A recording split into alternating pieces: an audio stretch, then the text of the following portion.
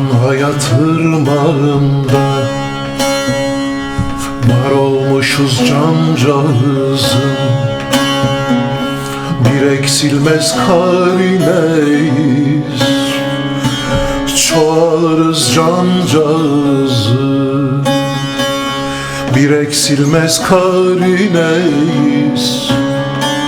çoğalırız cancağızım.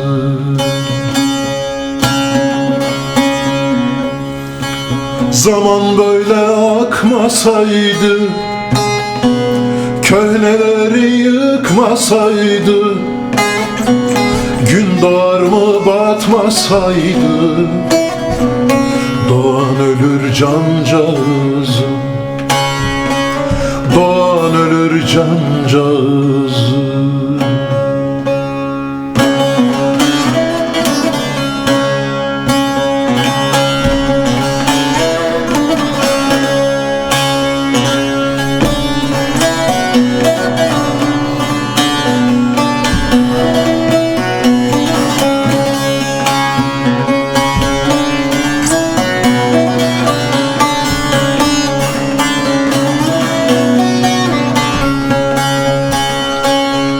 Her yıkım bir yapılıştır, her ayrılış bir varıştır.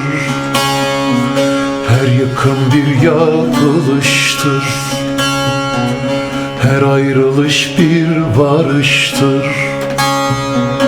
Diyorlar ki dünya boştur, boştur dolan cancağızım. Diyorlar ki dünya boştur, boştur dolan cancağızım. Zaman böyle akmasaydı, köhneleri yıkmasaydı, gün doğar mı batmasaydı, doğan ölür cancağızım, doğan ölür cancağızım.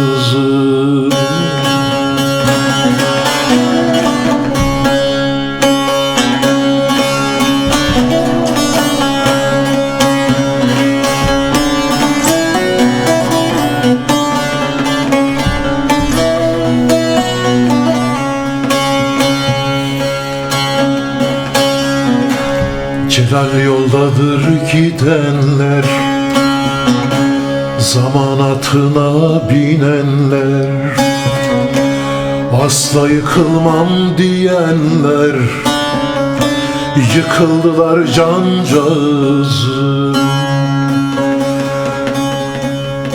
Zaman böyle akmasaydı, köhneleri yıkmasaydı,